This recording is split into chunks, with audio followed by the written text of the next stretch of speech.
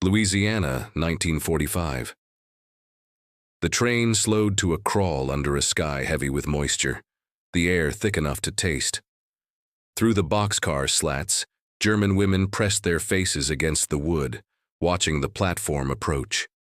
They had been told what to expect: savagery, humiliation, chains. What they saw instead made them freeze. Black soldiers in American uniforms stood in perfect formation, rifles at ease, faces impassive under the brutal sun. For a moment, no one breathed. Everything they had been taught, everything they believed about race, about America, about war itself, was about to shatter. The journey had begun 3 weeks earlier on a gray morning in northern France. Greta Hoffmann stood among 200 women in a makeshift holding camp outside Cherbourg, her Red Cross armband still visible beneath layers of road dust. She was 32, a nurse who had treated Wehrmacht soldiers in field hospitals from Poland to Normandy. Around her, teachers, factory workers, telephone operators, even a violinist from Hamburg, all captured as the Allied advance swept through occupied territory. They had expected execution. The propaganda had been clear. Americans showed no mercy, especially to women who had served the Reich. Instead, they received medical examinations, delousing powder, and gray cotton dresses stamped with PW in black paint. The letters felt like brands. The ship crossing was worse than fear. Seasickness, darkness, the constant roll of waves beneath steel decks. Women prayed in whispers, clutching photographs of children they might never see again. Greta kept a diary, hiding it in her sleeve, writing by moonlight through portholes. March 12, 1945. We are told we go to America. I cannot imagine what America will do to us. The Louisiana heat hit them like a wall when the ship doors opened in New Orleans. Not the dry heat of summer Germany, but something wet and alive, pressing against skin, filling lungs with thickness. Palm trees swayed against a sky impossibly blue. Women stumbled down gangplanks, blinking in light that seemed to come from everywhere at once. Black soldiers lined the dock. This was the first shock. In Nazi Germany, black people existed only in propaganda films, caricatures of savagery, evidence of American degeneracy, proof that democracy led to racial chaos. The women had been shown documentaries claiming black soldiers raped and murdered across France. One propaganda poster Greta remembered showed a gorilla in an American uniform, captioned, "This is what liberates you." But these men stood motionless, professional. Their uniforms were pressed despite the heat, weapons held loosely, no threat in their posture. One soldier, his skin dark as tobacco leaves, helped an older German woman who stumbled on the gangplank. His hand was gentle. Greta watched this and felt something crack in her understanding of the world. The transport trucks were open-sided, allowing air to move as they drove north through country unlike anything the women had seen. Endless flatness, broken only by strange trees draped in gray moss that hung like spectral curtains. Water everywhere, swamps, bayous, rivers the color of rust. A landscape that felt both beautiful and dangerous, alive with sounds they couldn't identify. "Where are they taking us?" Lisa Muller whispered in German. She was 19, a telephone operator from Munich, still young enough to believe rescue might come. No one answered. The black soldiers driving the trucks didn't speak to them, but their silence wasn't cruel. They simply drove, occasionally passing water canteens back when the heat became unbearable. One soldier, noticing a woman about to faint, stopped the convoy in shade until she recovered. These small acts confused the prisoners more than cruelty would have. The camp emerged from piney woods like something from a fever dream. Rows of white wooden barracks stretched across cleared land, surrounded by wire fences that seemed almost decorative compared to the concrete and steel of German camps. Guard towers stood at intervals, but the guards inside read newspapers, smoked, looked bored. The camp commander was a black captain named Robert Hayes. This fact alone would have been impossible to explain to anyone back in Germany. A black man commanding white prisoners, holding absolute authority over their lives. He stood on the camp headquarters steps as the trucks arrived, his uniform immaculate, his face revealing nothing. "You will be treated according to the Geneva Convention," he said through a translator. His voice was steady, formal. "You will work. You will be paid. You will be fed. You will not be harmed. Follow the rules, and you will find life here tolerable." The German women stood in formation, sun beating down, trying to process these words. Paid, fed, not harmed? It had to be a trick, some elaborate American deception before the real treatment began. Captain Hayes dismissed them to their barracks. The buildings were simple but clean. Wooden bunks, thin mattresses, lockers for personal items they didn't have. Screens on windows kept insects out. Fans moved air, though the heat remained oppressive. In the corner of each barracks, a radio played American music. Big band jazz, voices singing in English about moonlight and romance. "This is how they break you," an older woman named Frau Kessler muttered. "With comfort, with kindness, then comes the punishment." But the punishment never came. Morning came early. 5 a.m. roll call in the compound yard, mist still hanging in the trees, the world gray and soft before the heat arrived. Black guards counted the women with methodical precision, then directed them to the mess hall. This was where the second great shock occurred. The mess hall was a long wooden building with screened windows and rows of tables. Women filed in, expecting watery soup, stale bread, the starvation rations that defined wartime Europe. Instead, they found trays loaded with scrambled eggs, bacon, toast, butter, coffee with real cream. Greta stared at her plate as if it might vanish. Around her, women sat frozen, afraid to touch the food. One woman began to cry silently, tears cutting lines through the dust on her face. A black soldier serving the line noticed their hesitation. He spoke no German, but his gesture was universal. He mimed eating, smiled slightly, moved on to the next woman. Permission granted. The women ate like they were trying to remember what it meant to be human. Some became sick from eating too fast after months of near starvation. Others ate slowly, deliberately, each bite a small ceremony. The bacon was salty, rich with fat. The eggs were hot and soft. The coffee was bitter and perfect. In Germany, people were eating potato peels and sawdust bread. Here, prisoners ate better than German civilians. The work assignments came after breakfast. Some women were sent to the camp laundry, others to the kitchens, still others to maintenance crews. The labor was real but not crushing. 8-hour shifts with breaks. Water provided constantly because of the heat. Supervisors who corrected mistakes without cruelty. And everywhere, black soldiers, guarding, working, living alongside the camp in their own barracks. The women watched them obsessively, trying to reconcile propaganda with reality.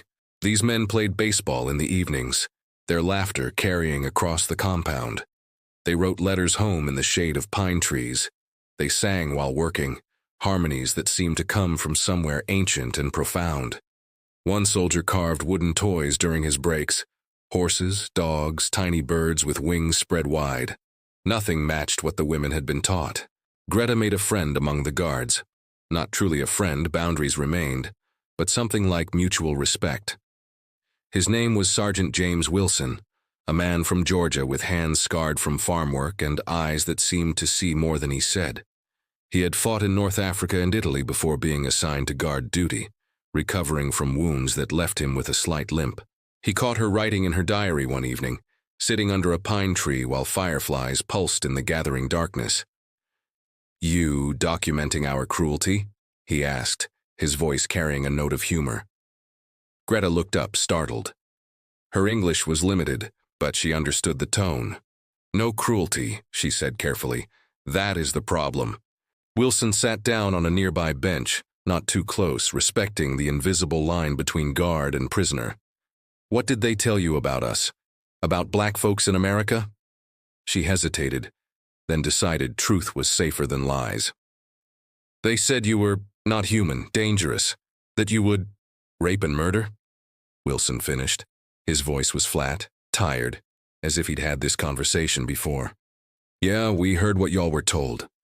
But it's not true." "No, ma'am, it's not true." They sat in silence for a moment, listening to the night sounds. Crickets, distant voices from the camp, the whisper of wind through pine needles. Why do you guard us? Greta asked. Why not white soldiers? Wilson's laugh was short, bitter. White soldiers for white prisoners, they figured. Black soldiers for the ones nobody cares about as much. POW duty ain't glory work. But you fought. You were wounded. Yes, ma'am. Fought for a country that won't let me vote back home. Fought for freedom while my mama still rides in the back of the bus. He paused, then added, but I fought and I'll keep fighting because it's right. This answer was more complicated than Greta could fully process. A man fighting for a country that oppressed him, guarding prisoners from a country that had tried to exterminate anyone not pure Aryan. The moral mathematics didn't compute according to any equation she'd been taught. In Germany, she said slowly, they would have killed you, just for existing. I know. And yet you don't kill us. No, ma'am. That's the difference between us and them. That night, Greta wrote in her diary, I begin to understand that we were lied to about everything. Not just small lies, but lies so large they built an entire world. And now that world is collapsing, and I don't know what to believe instead. The transformation didn't happen all at once. It came in small moments, accumulating like water wearing away stone. A guard named Private Marcus Brown taught some of the younger German women to play baseball in the evenings. He was patient, demonstrating the grip, the swing, laughing when they missed, celebrating when they connected. His joy was infectious, uncomplicated. Lisa Mueller, the 19-year-old from Munich, asked him why he was kind to them. You're people, he said simply. Being a prisoner don't change that. In the camp library, yes, they had a library, women discovered American newspapers, magazines, books. They read about the concentration camps being liberated, saw photographs their minds initially rejected. Greta stared at images from Bergen-Belsen for 3 hours, trembling, before she finally accepted they were real. We didn't know, became a phrase repeated like a prayer. We didn't know about the camps.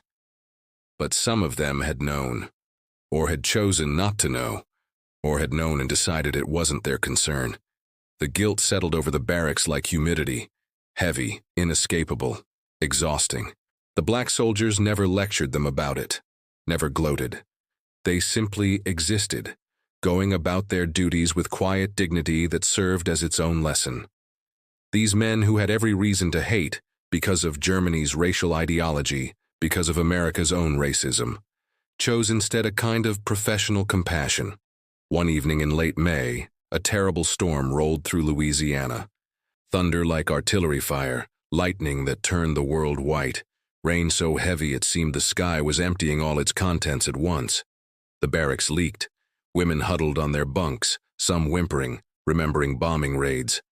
The black guards came through the storm, checking each barracks, moving women to drier buildings, bringing blankets and hot coffee. Sergeant Wilson found Greta sitting alone in darkness, shaking. Reminds you of the war? He asked gently. She nodded, unable to speak. He sat down at a respectful distance. It's just a storm. You're safe here. Why?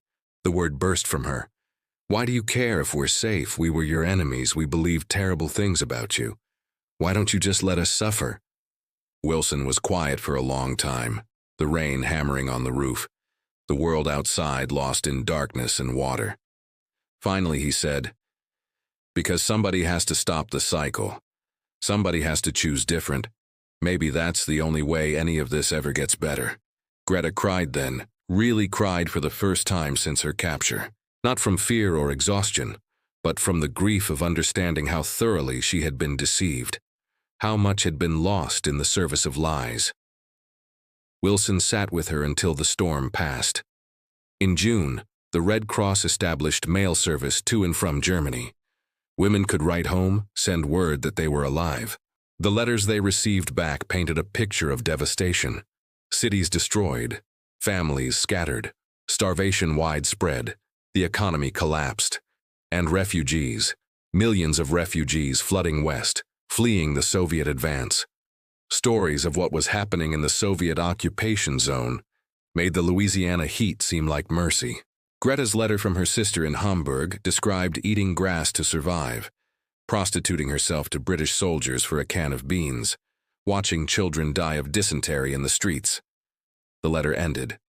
You are lucky to be in America. At least the Americans are human. This created a strange psychological inversion. The women in Camp Concordia ate 3 meals a day, slept in beds, received medical care. They were safer and healthier than their families back home. Being a prisoner of war in America was better than being free in Germany.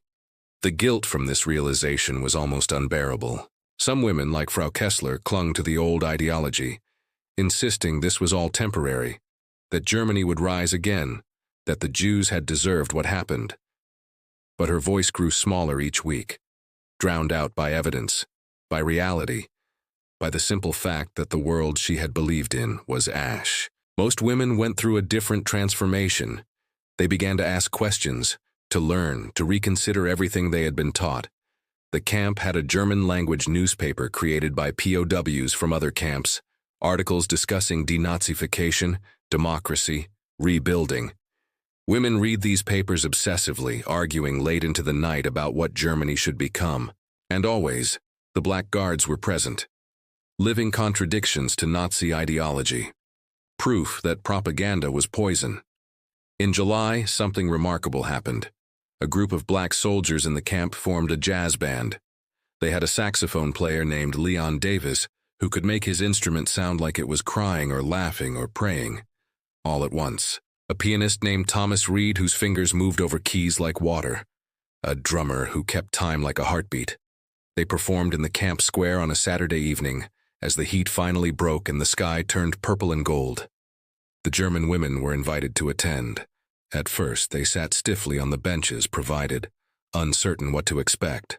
The music began, something up-tempo, full of brass and rhythm, notes tumbling over each other in joyful chaos.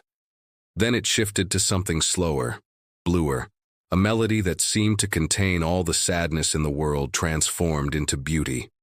Greta watched Leon Davis play, his eyes closed, sweat on his face, his entire being focused on the music. She had heard jazz before, in propaganda films where it was presented as degenerate noise, evidence of cultural decay. But this wasn't noise. This was art, complex and sophisticated, requiring incredible skill and feeling. This was music created by people the Reich had declared subhuman. The cognitive dissonance was total and complete. Some of the younger women began to sway slightly to the rhythm. Lisa Mueller was openly crying, though she couldn't have explained why. The music seemed to reach past language, past ideology, straight to something fundamental about being human. When the concert ended, the women applauded. Hesitantly at first, then genuinely. Leon Davis opened his eyes, saw them clapping, and nodded slightly. No smile, no grand gesture, just acknowledgement. That night, more than a dozen women wrote in their diaries about the concert. Greta wrote, "Today I heard the music of people we were taught to despise. It was more beautiful than anything I heard in Berlin. What does this mean? What does any of it mean?" August brought news of Hiroshima and Nagasaki, of Japan's surrender, of the war finally, truly ending. In Camp Concordia, this meant uncertainty. What would happen to the German prisoners now? Would they be sent home to the ruins? Kept in America? Tried for war crimes? The anxiety rippled through the barracks. Some women hoped to stay, afraid of what waited in Germany. Others desperately wanted to return despite everything, to find family, to start rebuilding. Captain Hayes called an assembly in the camp square. He stood on a platform, the sun brutal overhead, his uniform showing dark patches of sweat. The women stood in formation, waiting. "The war is over," he said, and the translator rendered his words into German. "You will be repatriated over the coming months. The process will take time. Until then, camp operations continue as before." He paused, looking out over the assembled women. "I want you to understand something. When you return to Germany, you will tell people about your time here. Some won't believe you. Some will say you're lying or that you've been brainwashed. But I need you to tell the truth anyway." The women listened, silent. "Tell them that black soldiers guarded you and did not harm you. Tell them that America, for all its flaws, and Lord knows we have many, still chose to treat you with basic human dignity. Tell them that the ideology that brought you here was built on lies. Tell them that different races can live together, work together, even make music together. His voice grew stronger. Your government tried to exterminate entire peoples. Millions dead in camps, in gas chambers, in mass graves. That is what happens when you believe some humans are less than others. That is what happens when you let hate guide policy. The silence was absolute. Even the birds seemed to have stopped singing. We're sending you home to rebuild. Don't rebuild the same world. Build something better. Build something that recognizes the humanity in every person, regardless of color, religion, or origin. That's the only way any of this matters. That's the only way those millions didn't die for nothing. Captain Hayes stepped down from the platform. The assembly was dismissed. That evening, Greta sought out Sergeant Wilson. She found him sitting under their usual pine tree, smoking a cigarette, watching fireflies begin their evening dance. "I need to tell you something," she said in careful English. He gestured to the bench. She sat, searching for words. "When I was in Germany, I knew about the camps. Not everything, but something. I knew Jews were being sent away. I knew they weren't coming back. I told myself it wasn't my concern. I told myself the government must have reasons. I told myself many lies to avoid facing the truth." She paused, tears starting. "And I believed what they said about black people. I believed you were inferior, dangerous, not fully human. I believed this easily because it made me feel superior, because it gave me someone to look down on." Wilson listened, his face unreadable. "I cannot undo what I believed. I cannot undo what my country did. But I want you to know that I see now. I see what we were, what I was. And I am more ashamed than I have words for." The silence stretched. A firefly landed on the bench between them, pulsing its cold light, then flew away into darkness. "Hate is easy," Wilson said finally. "It's the laziest emotion there is. You just point at somebody different and blame them for everything wrong in your life. Don't have to think, don't have to question, don't have to look at your own failings." He took a drag on his cigarette, the ember glowing. "Love is harder, respect is harder. Seeing the humanity in everybody, even people who don't look like you, that takes work. That takes courage." "Do you forgive me?" Greta asked, her voice barely a whisper. Wilson looked at her directly. "That's not for me to decide. The people who died in those camps, the ones who suffered under your government, they're the ones you need forgiveness from. And most of them are gone. Then what do I do?" "You live different. You teach different. When you go home and people start talking about the old ways, the old beliefs, you speak up. You say no. You say I've seen another way and it's better. You become the kind of person who would have hidden Jews in her attic instead of pretending not to notice." He stood to leave, then paused. "You asked me once why we don't just let you suffer. It's because we believe people can change. We believe you can learn. We believe that even after everything, there's still a chance to build something better. Don't make us wrong about that." Repatriation began in October. Groups of women were processed, given paperwork, loaded onto trucks heading back to New Orleans, then onto ships heading to Europe. Greta's group was scheduled for early November. The last days in Camp Concordia felt strange. Women wandered the compound, trying to memorize it, understanding they were about to leave safety for chaos. Germany was a destroyed nation occupied by foreign powers, its cities rubble, its economy collapsed, its future uncertain. On the final evening, many of the guards and prisoners gathered in the camp square. There was no official ceremony, just people saying goodbye. Some women shook hands with their guards. A few hugged. Most simply nodded, acknowledging what had passed between them. Lisa Mueller approached Private Marcus Brown, the soldier who had taught her baseball. She had learned enough English to say, "Thank you for showing me kindness." He smiled. "You take care of yourself over there. Build something good." Greta found Sergeant Wilson one last time. They stood under the pine tree where they had talked so many times, fireflies beginning their dance, the Louisiana evening turning soft and purple. "I will remember this place," she said. I will remember what you taught me. Remember what you learned, he corrected gently. I just stood witness while you figured it out yourself. Will you remember me? He considered this. I'll remember that people can change, that even after everything there's hope. That's what I'll carry. They shook hands, formally, the gesture carrying weight beyond its simplicity. The next morning, trucks came before dawn. Women loaded their few possessions, some clothes, letters from home, and diaries filled with observations that would have been impossible to imagine a year before. They filed out of the camp gates, past the guard towers, past the wire fences that had held them. Captain Hayes stood at the gate saluting as they passed, a small gesture but significant. Respect offered even to defeated enemies. The ship back to Europe carried 600 German POWs, men and women from various camps. During the crossing, they told stories, compared experiences, tried to prepare for what awaited. Some men had been in camps where brutality was common, where guards were cruel, where conditions were harsh. They were bitter, unchanged, ready to resurrect the old ideology as soon as possible. But the women from Camp Concordia told different stories. Stories of black soldiers who had treated them with dignity.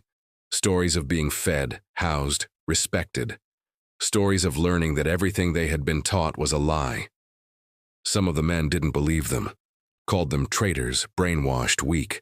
But others listened, thoughtful, perhaps beginning their own reconsideration. Greta stood at the ship's rail as the coast of France appeared, gray and cold under November skies. Beside her, Lisa Mueller shivered in her thin coat. Are you afraid? Lisa asked. Yes, but not of what I was afraid of before. What do you mean? Greta watched the coastline grow closer. Before, I was afraid of punishment, of suffering, of death. Now I'm afraid I won't be strong enough to live differently, that I'll go home and the old ways will be easier, and I'll fall back into them. Then we help each other, Lisa said. We remember together. We remind each other what we learned. The ship docked in Cherbourg, the same port where their journey had begun. But they were different women now. They had crossed an ocean, lived among people they'd been taught to fear and hate, and learned that humanity could survive even the worst ideology. In the years after the war, Greta Hoffmann became a teacher in Hamburg. She taught history, but not the sanitized version. She taught about the camps, about the war crimes, about what happens when hate becomes policy, and she told her students about Louisiana, about black soldiers who guarded German prisoners with dignity, about learning that race meant nothing compared to character. Some parents complained, some called her a traitor, but others listened. And slowly, the next generation began to learn different lessons than their parents had. Lisa Muller married an American soldier she met during the occupation and moved to Georgia. She lived 3 streets away from Sergeant James Wilson's family. Their children played together. When old neighbors in Germany wrote asking how she could live among black people, she wrote back, "Because they're just people. Because everything we were taught was a lie. Because there is no master race, there is only the human race." Captain Robert Hayes continued serving in the Army, fighting through Korea, eventually retiring as a colonel. He never spoke publicly about his time commanding POW camps, but he kept letters from some of the German women, letters thanking him, letters describing their new lives, letters proving that people could change. Sergeant Wilson returned to Georgia and became a school teacher, then a principal, then a civil rights activist during the 1960s. When asked what gave him faith that hearts could change, that racism could be defeated, he told the story of German women in a Louisiana camp who learned to see past propaganda to humanity. What happened in Camp Concordia and places like it was not widely known for decades.